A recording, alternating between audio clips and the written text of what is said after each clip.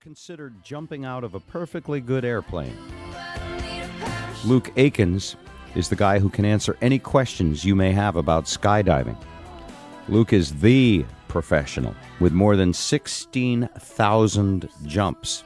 He recently was part of the team that consulted Felix Baumgartner on his world record-shattering jump from 24 miles above the Earth, from space, basically. You can meet Luke this Saturday in Seattle at the Museum of Flight. Yes, for all you aviation buffs, this is quite a treat. Luke will speak from 2:30 until 4 p.m. as part of the museum's Parachuting and the Human Body Flight Experience exhibit. For all the details on Luke Adkins, the Museum of Flight link is on our website at bobrivers.com. It's museumofflight.org. And there's lots more fascinating about Luke Adkins. Welcome to the Bob Rivers Show, Luke. How are you today? Doing just great. Skydiving is something, all of us have a bucket list, and then we have something else that rhymes with bucket that we won't do it. And it's on my, I'm afraid of heights a little bit, and I ended up becoming a pilot. I know you're a pilot from a family of pilots, but there's something about not at least having the engine or a powerful thing that can swoop me away from any danger that I don't want to cross. Talk me out of it. Talk me into skydiving. Well, a lot of people say they come out and go skydiving because they have a fear of heights. When you get out of the airplane, you're actually so high above the ground it seems fake. It's like you're flying in a commercial airliner. It doesn't even seem real. And the sensation after your foot leaves the airplane and that full commitment of stepping off. You've committed, yeah. Oh, yeah. There's no going back. It's not a commitment to being up there. It's a commitment to the ground eventually. Yeah. Eventually you're going to get there one way or another. Yeah. So why should I do it? It's a feeling that there's no other way to get in the world. You're floating. You feel like instead of falling, you feel like you're floating. You're actually flying.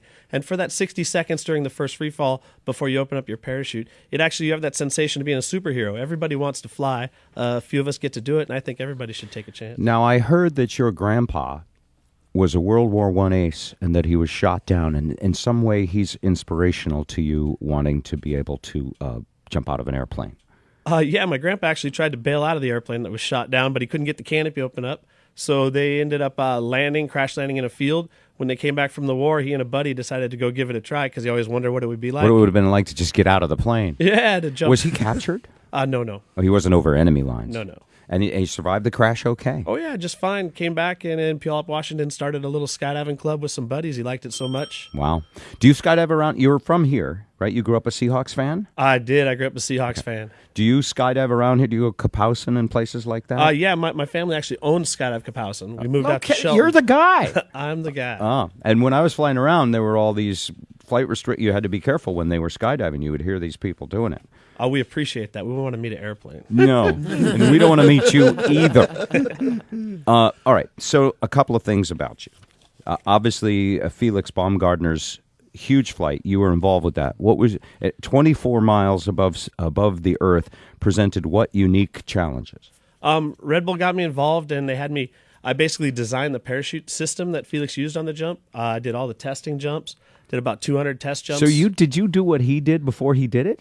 We did not go that high. Did you go 23 and a half miles high? How high did you go? Leave the record for Felix. Yeah, no, that was all him. All the testing that we did was below 30,000 feet. That's about as high as any civilian aircraft can get. 30,000 feet is about 6 miles high, right? Yeah, it was nowhere near what. Not even a bird's song. That's 8 miles high. All right, but the challenge is thinner atmosphere.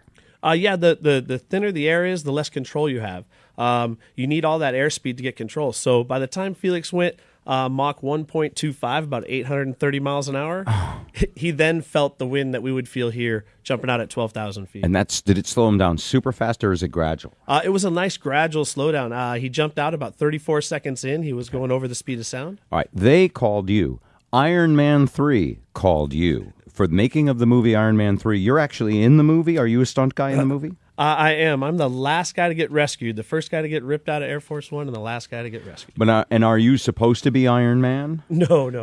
Have you seen that? I haven't seen the movie. Oh my God! Well, I don't want to even. Don't spoil the movie for you. It's but you're in it. You're the last guy to get rescued. I am, and my cousin actually was Iron Man, and they CGI'd over him, but he was the character that flew around and rescued. Does that pay well? Can I ask? Because you're the only guy. I guess maybe they could hire other people to do it. Did you do it for the love, or is it a good gig?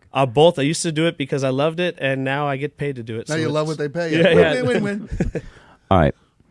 You're shooting another movie now for summer of 2014, right? Yeah, a big blockbuster. We just worked on one, and so hopefully we'll see how that comes out when it. You're not going to tell us what it is.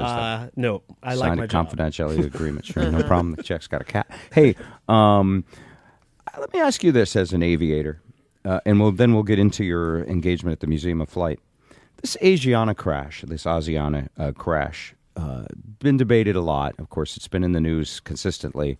What do you think the pilot, what was his name? Fook. What do you... No, something Wong was the pilot, was the captain. All right, forget that. What a clown. As an aviator, we learn not to speculate too much about crashes until all the information is in. But this one, it seems that all the information has been pretty transparent.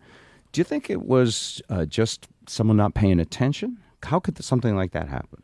But as yourself being a pilot, the way I see it happening was probably there, hey, we'll fix it. And they were probably slowly trying to fix the problem and never take the drastic steps to fix it till it was too late. All right. So it's just a human error. Just the human being is capable of that kind of mistake.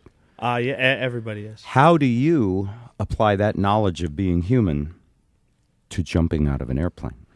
When you jump out, you don't have a lot of time to think and to figure out exactly what's going to do. So there's a lot of pre-planning before you each jump. Do you pack your own chute? Do you let your wife pack your chute? Are you heavily insured? When we, if I was heavily insured, I wouldn't let her pack it. When we're base jumping, we only have one. I usually pack that one. But if I'm jumping out of the civilian, just normal skydiving, my reserve's packed by a professional. Otherwise, I'd pay the kids to pack it because I really don't like packing my parachute. I was going to ask you about base jumping, how you felt about that, because that's a whole different, and it seems like much more dangerous thing that people are gravitating to right now. I think it's the nature of the beast. Everyone's pushing it to the next level. I mean, we're flying wingsuits off of cliffs and buildings. And that was the second thing I was going to ask you about, these crazy guys that the movie must be Batman, then. Are flying around. Are you one of those? You're doing that stuff now, Is too? it Batman? It is not. Yeah. No. 19 questions left. We do all of that. We fly the wingsuits off the cliffs. We get ripping. I just fortunate enough to have Red Bull behind me that gets me an opportunity to travel around the world and jump off of crazy things. I was telling Bob earlier about a video I saw of a guy who shoots this little opening in a rock wall. No, that's crazy. Have you seen that? I've obviously you know, Alex. I know Alex. You know him? Okay, that is absolutely bananas. I mean, he's aiming, he's practicing, he's taking out poster board at what? He was 80 mile an hour more. Yeah. I hope to keep him around. But. Oh my. Now, how do you get up there? Do you have to hike, or do they put you up there on a helicopter or something? I prefer the helicopter, but we have to hike sometimes. Wow. Joe would do it if it weren't for the hiking, right? Well, I love the. Would you skydive, Joe? I don't think I would. Oh, come on. I don't think I would. You're perfect for skydiving. I had the opportunity at Gravity's best Kapowson friend. once, Yeah. 20 years ago, and I elected not to. You did. Actually, okay. no offense to Joe, but you have to be 220 pounds if you're going to go tandem with somebody. Why? Why? For tandem because of the Because of the weight on the harness. Yeah. But we got an instructor out there that'd take you. No problem. It's kind of like Uh-oh. Sorry, Joe. Hypothetically, It's kind of like for the your horse insurance riding card. place. They got one really big horse. So you're getting on bucket. Yes, Eric Corman. Yes, I did go skydiving once. I'm over here, Luke, behind you. Just one time, it was a tandem jump. We had a free fall of 5,000 feet, and it was 30 seconds for free fall, as you can imagine. That was the longest 30 seconds of my life. Now that you've jumped as much as you have, either base jumping or otherwise, does time slow down for you still? It kind of depends what you're doing. If you're having a problem, it seems to go by pretty quick. When you first step out of the aircraft now, if I'm not doing much, I tend to enjoy and watch. If I'm working with a student, I like to watch the person in front of me or the person falling solo next to me and try and enjoy what they're enjoying. It's so hard to remember what it was like the first time. We get people that land, they say, oh, that took forever. And other people say it happened so fast. So I think it's just a matter of perspective on that jump. Does Monica worry about you? That's your wife. Does she worry about you diving, or is she totally My wife's got about 2,000 skydives. She's an instructor also. No kidding. Yeah, we have a little boy now, and I imagine he'll be the fourth generation. So of it's us. just what you do. You're the flying, not Willindas, but the flying Adkins. It's just kind of part of what we did. Some people's dads took them fishing and playing hoops, and we went skydiving and flying. How old were you the first time you jumped out of a plane? I made my first skydive solo at 16. That's That's when if you allowed. don't count when the stork brought him, because that's really a skydive. Now, That's if a you, tandem. if you tandem dive, is that the other guy's knees that have to absorb the shock, or do you have to land? Yeah, what we'll do is we pick our feet up and we slide in like a baseball slide. Oh, really? Okay. Yeah, so there's really no impact. Because it's the landing part that scares me. I mean, I don't mind the flying through the air and all that business, but the having to hit the ground. I tell you what, I jumped into the Seahawks Stadium was my really cool jump. I My saw first that. time I did that. Is that your favorite jump in your whole life? It is. Yeah. I mean, growing up as a Seattle, I just couldn't believe it. When I came in and I was flying in, I didn't tell Red Bull or anybody. I brought the 12th man flag because I knew what that meant. Yep. You know, we didn't really fly flags, but I brought it in my pocket. I opened up and I hooked it up. When I came into the stadium, I could see myself on the Jumbotron, and I was at about maybe 150 feet, and I still need to be ready to land. And my legs started shaking. Like, it was unbelievable rush of adrenaline. I could hear the crowd screaming. I came in, I was like, I'm not going to be able to stand up. And flared real nice. Blitz came running up. I mean, that is one of my all-time jumps. Wow. All right. When people meet you at the Museum of Flight, July 20th, for parachuting and the human body flight experience, what will you tell them about what it feels like and how to, perhaps, I'm sure someone will ask you, how to overcome their fear? Yeah, that's a big one. I think that the tandem jump is a really nice way to take that first step. You got somebody behind you Who's experienced. and they're literally pushing you along the way. Unless you say, no, I don't want to go, we get a lot of, I'm not sure about this. I don't know Boom, about you're this. out of the plane. And you're gone. And they all love it. If someone You have starts to be, screaming, if someone says, no, I changed my mind, you stop, right? absolutely. We don't want to make anybody do anything they don't want. Is it something that upsets the stomach? How often do you wind up having somebody? Anybody yak on the way down? Yeah. It's Joe's question.